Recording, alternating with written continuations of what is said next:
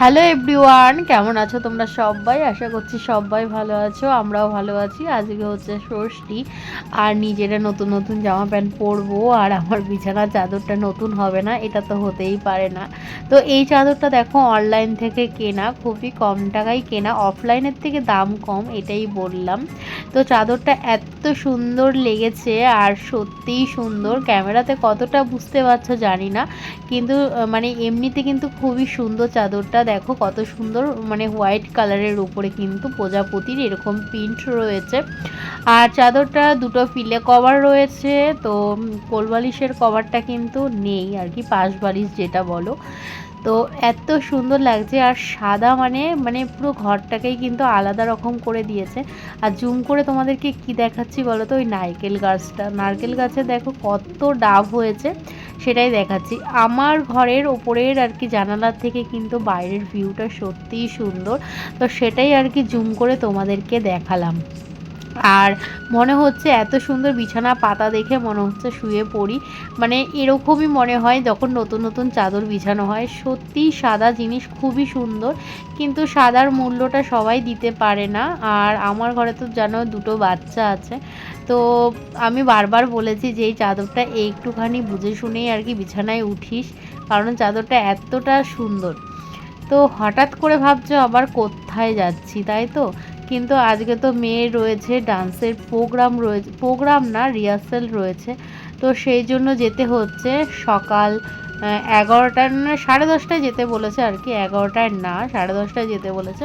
তো সেই জন্য একইবারে মানে বরের সাথেই বেরিয়ে যাচ্ছি, কারণ ও যাবে দোকানে, আর আমাদের দোকান তো এই টাইমেই খোলা হয়, কি মানে পুজো আর পুজো ছাড়া এরকম টাইমেই খোলা হয়, সেই জন্য একসাথেই চলে যাচ্ছি। আসার সময়ও কিন্তু একসাথেই আবার আসবো। তো আমি দেখতে পাচ্ছ নতুন কিছু আজকে আর পরিনি, আজকে ষষ্ঠী, আজকে হচ্ছে ওই আগের বানানো চুড়িদারটাই পরে নিয়েছি। আর ওখানটায় নাচ করবে মেয়ে, তারপরে তো আবার চলে আসবো সপ্তমীর দিন যেহেতু প্রোগ্রাম রয়েছে। তো এই যে যেই ক্লাবে আমার মেয়ে ডান্স করবে, সেই ক্লাবেই কিন্তু এই প্রতিমাটা, তো তোমাদেরকে শেয়ার করলাম। আর এই দেখো নাচ করছে, এখন তো করছে বড়রা, তবে ছোটদের সাথেই বড়দের দিয়েছে লাস্ট টাচটা, বড় মানে ছোট বড়রা করেই শেষ করবে। আজকে হচ্ছে মহাষষ্ঠী, আর আজকে আমরা সবাই সিম্পল ভাবে রেডি হয়ে নিয়েছি, যাচ্ছি পাড়ারই ঠাকুর দেখতে, তারপরে যাব ওর বাবার দোকানে, ওখান থেকে ফেরার পথে একসাথে আসবো। এই যে আমার সোনামা কিন্তু আজকে নতুন জামা পরেছে, আর এটা কিন্তু ওর পিপির দেওয়া ফার্স্ট জামা। ওর পিপি দুটো জামা দিয়েছিল, একটা ক্রিম কালারের আর একটা এই কালারে। তোমাদের সাথে তো আমি কোনো মানে পুজোর কোনো শপিং শেয়ার করিনি, আমার ভালো লাগে না এইসব দেখাতে। যখন যখন পরবে তখন তখন তোমাদেরকে অবশ্যই দেখাবো, যখন যখন ওরা পরবে নতুন ড্রেস তখন দেখাবো।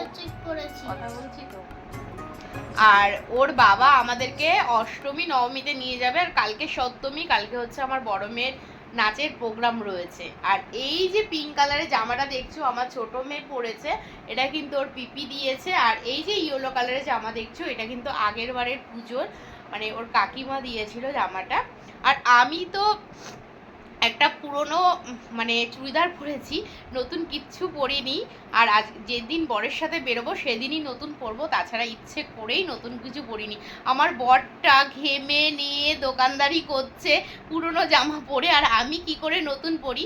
তো আমরা দুজনই একসাথে নতুন পরবো। বাচ্চাদের কথা বাদ দাও, বাচ্চাদেরকে তো পরতেই হবে তাই না, বাচ্চাদের জন্যই তো পুজো, ওরাই তো আগে আগে পরবে। তবে আজকে আমার বড় মেয়েকে নতুন জামাটা বের করে দিইনি, অষ্টমীর দিনকে দেব। অষ্টমীর দিনকে ও অঞ্জলি দেবে এক ড্রেস পরে, প্লাস হচ্ছে ঘুরতে যাবে আরেক ড্রেস পরে, সেটা কিন্তু তোমাদের সাথে শেয়ার করব। আর আমি কি নিয়েছি না নিয়েছি, আমি কি পরবো তখন তোমাদের সাথে শেয়ার করব। তো চলো এখন আমরা যাই, ফুচকা খাবো, নালে ফুচকা খেতে দেরি হয়ে যাবে, অলরেডি 8:30 বাজে। ঠিক আছে, এটা নতুন। হ্যাঁ চলো, জুতোটা কিন্তু নতুন পরছি তিনজনই। ঠিক আছে চলো। তো আমাদের বাড়ি থেকে তো অনেকটাই হেঁটে, তারপরে অটো ধরে, তারপরে হচ্ছে আর কি বরের দোকানে পৌঁছাতে হয়। তো সেই জন্য কিন্তু, আর আমাদের বাড়ি থেকে হেঁটে আসতে কিন্তু অটো স্ট্যান্ড পর্যন্ত অনেক অনেক ঠাকুর হয়েছে। তো এই যে তার মধ্যেই একটা ঠাকুর, তো এটা পাড়ারই ঠাকুর বলতে পারো। আমার মেয়েরা ফুচকা খাবে, তারপরে হচ্ছে আমরা অটোতে করে যাব। তো এই যে এখানে দেখো মানে ষষ্ঠী হয়েছে আর সপ্তমীর জন্য কিন্তু আগে থেকেই সব জোগাড়যন্ত্র চলছে।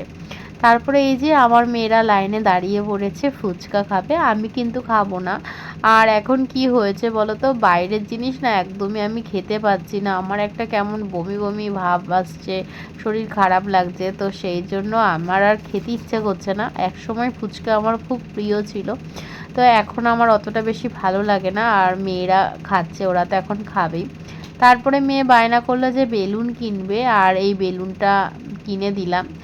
আর সত্যি কথা, যারা এরকমভাবে বেলুন বিক্রি করে তাদের কাছ থেকেও কেনা উচিত। সব মানে পুজোতে কিন্তু সবার কাছ থেকেই সব রকম জিনিস কেনা উচিত, মানে এটাই আমার মনে হয়। এমনিতে তো তারা কোনো টাকা নিচ্ছে না, এগুলো বিক্রি করেই দুটো টাকা রোজগার করছে।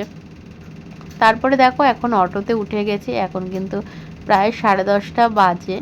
তো এই বেলুনটা জানো তো আর থাকবে না, কারণ এই অটো থেকেই বেলুনটা না পড়ে গেছিলো আর কি, হাওয়ায় উড়ে গেছিলো ওর হাতের থেকে। তারপরে কিন্তু যেহেতু অটোটা অনেক স্পিডে চলছে আর যেখানে সেখানে দাঁড়াতে পারছে না, পুজোর কারণে প্রচুর ভিড় রাস্তায়, সেই জন্য কিন্তু বেলুনটা আর তোলা হয়নি। আর নেক্সট আমি কোনো বেলুনের আর কি দোকান দেখতে পাইনি, তো সেই জন্য মেয়েকে আর বেলুন কিনে দেওয়া হয়নি। আমি বলেছিলাম যে বেলুনটা ফেটে যাবে, নয়তো কিন্তু হাতে রাখতে পারবি না, বয়ে নিয়ে যেতে হবে। কিন্তু বাচ্চা মানুষ, ও চেয়েছে ঠাকুর দেখতে এসে, তো সেই জন্য তো দিতেই হলো।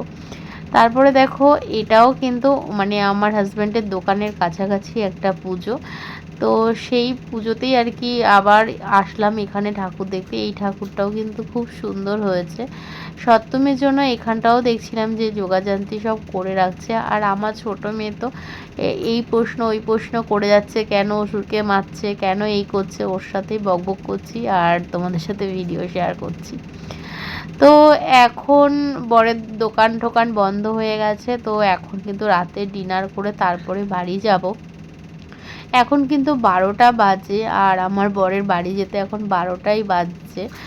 আর বাড়িতে আজকে তেমনভাবে কিছু রান্নাবান্না খুব বেশি কিছু করতে পারিনি, তো সেই জন্য কিন্তু রাতেই খাবারটা বাইরে খেতে হচ্ছে।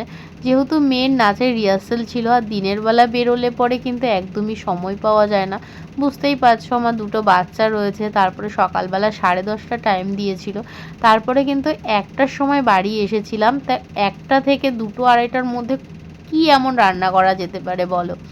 তো ফ্রিজে মাছ ছিল, সেই মাছটাই করে মেয়েদেরকে খাইয়েছি। তো তার জন্য কিন্তু রাতের রান্না মানে রাতের রান্না বাড়িতে ছিলই না, তো সেই জন্য রেস্টুরেন্টেই চলে এসেছি। দুই মেয়ে মানে মেয়ে বললো আর মেয়ের বাবা বললো যে বিরিয়ানি খাবে, তো বড় মেয়ে আর ওর বাবা বিরিয়ানি নিয়েছে আর ছোটো মেয়ে আর আমি ফ্রায়েড রাইস নিয়েছি। তবে ফ্রায়েড রাইসটা অতটা বেশি ভালো ছিল না, বিরিয়ানিটা এখানে স্পেশাল যা দেখলাম। বর নিয়েছিল মাটন বিরিয়ানি আর মেয়ে নিয়েছিল চিকেন বিরিয়ানি। আমার দুই মেয়ে আমরা কিন্তু মাটন খাই না, তো আমরা চিকেন খাই। বড় মেয়েটা আগে মাটন খেত, কিন্তু এখন কিন্তু কিছুদিন হচ্ছে মাটন আর খায় না, আর আমিও খাই না। তো চলো আজকের ভিডিওটা এই পর্যন্তই, ভালো লাগলে লাইক কমেন্ট শেয়ার সাবস্ক্রাইব করে দিও।